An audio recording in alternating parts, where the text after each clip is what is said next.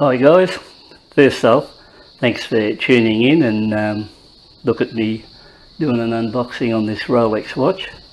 You might notice I've got no ads or nothing on my channel, so I'm not here to see how many clicks I can get or anything like that. It's just a good honest look at a watch that I thought about roughly 1 week ago, and then decided last week that I'd source out a couple of shops and see if I could actually pick one up, and if so, what I could get.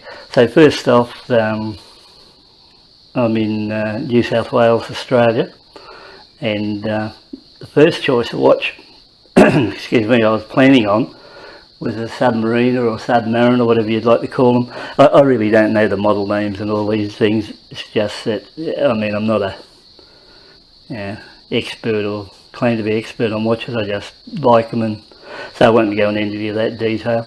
But as far as that goes, I rang one place in Sydney and they said that there was no more names being taken on the waiting list, and so that ruled that out. But they said they could get me an Explorer, but I'd have to put my name down, and it could be just a few months wait for that. So that was all right.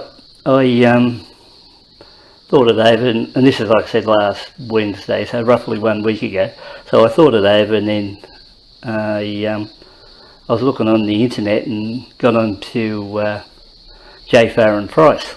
So I thought, I won't ring him, I'll just send him an email. So I shot off an email and asked about once again, a Submariner, because they were in the catalogue there, and I thought it'd be just a matter of buy it and pay the money and go.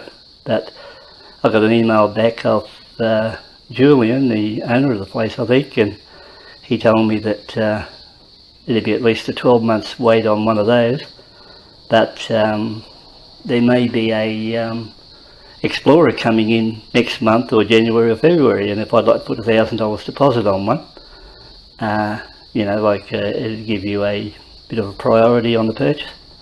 So I asked then that the best price they could do on it, and the price is exactly what was in the catalogue, $8,250, and there was sort of virtually no negotiating on that one. So but the thing is, I went on that, I put the money into their bank account, and that was I think it was last Thursday, and on Monday I got a message from them or an email to say that one had arrived in the shop, and the guy couldn't go ahead with the purchase for some unknown reason, and it was mine if I wanted to go ahead.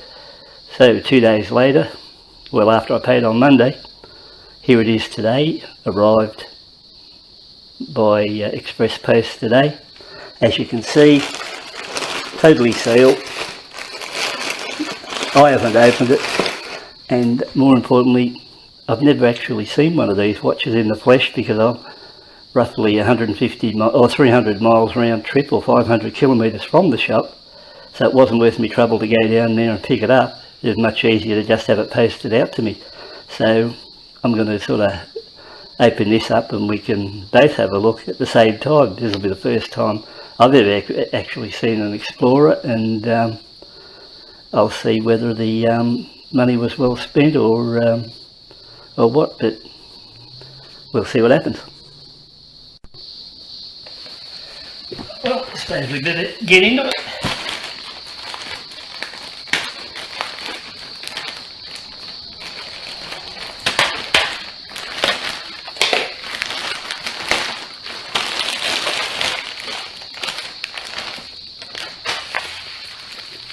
Seems to be a little bit of weight in it.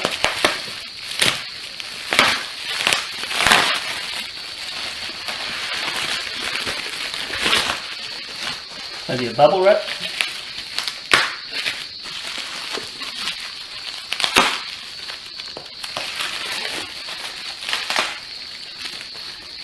Ooh,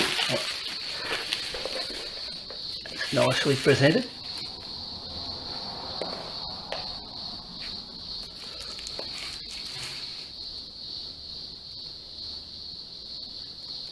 Really nice.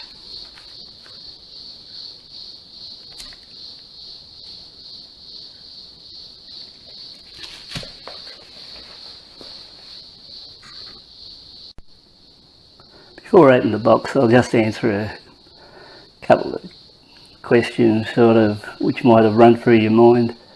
You know, why buy a new one when there's probably a heap of second-hand ones around and I could have saved myself a few dollars.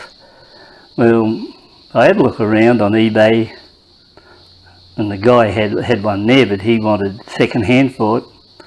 I think it was 2016 model. He wanted $8,600 for it. This is in Australian dollars. Then I went to a couple of the second-hand dealers, or used watch dealers in Australia. And there was one bloke that had a 2016 model and a 2017 model, and one was, I think, roughly $8,050, and the other was maybe $8,150. And I was going to ring him up and ask him, would he take $8,000 for it? And but I wasn't too sure about that at the time, and I was thinking, will I or won't I? And you start thinking after that, bugger it, I really wouldn't mind another motorbike either, so I have to be a little bit careful about how I go here. So, and then when you buy second hand, and geez, I've done this myself and I know nothing about watches. I've once seen over the years a couple of people with Rolexes, and they show me a Rolex, and the first thing I bloody ask them is it a real one? And shit, I've been around 60 odd years and I still ask that stupid question, is it real? Because you always associate them with fakes. So I thought, geez, if I'm going to buy one, I'm going to have to get a decent one. I've got to have to get a genuine one and make sure that if I buy one, I'd buy one from a place where I got 100% confidence that, for one, they're an authorised dealer, it's new, I can at least put it on my hand and say, it's a bloody genuine one, and I've got no worries somebody looking at it later on and saying, I think you've been had. And I couldn't handle that because I reckon it'd really affect me a lot. So, I was aware of J. Farron Price, and I know they've been around a long time, and I remember the name even going back to the 70s, and I thought I couldn't go wrong with them. And so far, by the way, their service on the phone, and like when I actually paid the balance of the money when I spoke to one of the guys down there, Eric, and then the customer service, and posted out to me like virtually express delivery and that, gee, I don't know, you'd have to give them 10 out of 10 for service. And shit, I don't even have to say this, they never give me any discount or anything like this or stuff like that, so I don't owe them anything or stuff like that. It's just given us an opinion. But when you see the way so far it's presented and we're down to this stage, well, geez, it could only be more positive as I opened the box. So I know with these Rolex, at least with this new one, I'd get the papers, the box and all the other sort of stuff like that. I could buy a second-hand one and I wouldn't know what box come with it was a bloody fake one, anything about the warranty side of things or stuff like that. And I know Rolex is adhere to service, and I really only bought a cheap one, so I've only bought a $8,000 one. It's not as if I bought a real good one like worth 20 or something like that, or 30 or something like that. But I don't know, I think I should be happy with hopefully what's in the box. And I reckon could be like considering I could have been buying a second-hand one 2 years old that somebody's been wearing and offered them 8,000 or 7.5, whatever I decided I would have offered them for it, and if they took it, and then I would have still had a second-hand one, and here I got a new one for 8,250. So I'm not in a position where I could say to myself, geez, I got a bad deal. Like I only waited 1 week, so I mean, it mightn't be a Submariner without a date, but who knows? I may go back and put my name down later on and say, this time I'll go for a sub in a year's time or something like that, or I might say, no, I might never want one again. So just my thought on this side of the watches, and time will tell. Well, we better get into it.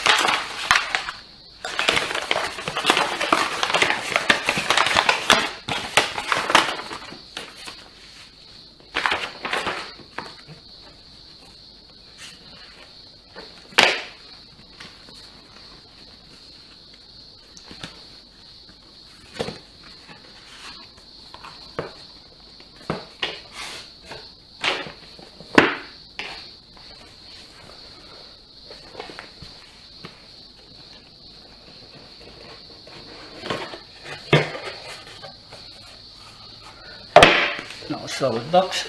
What else we got?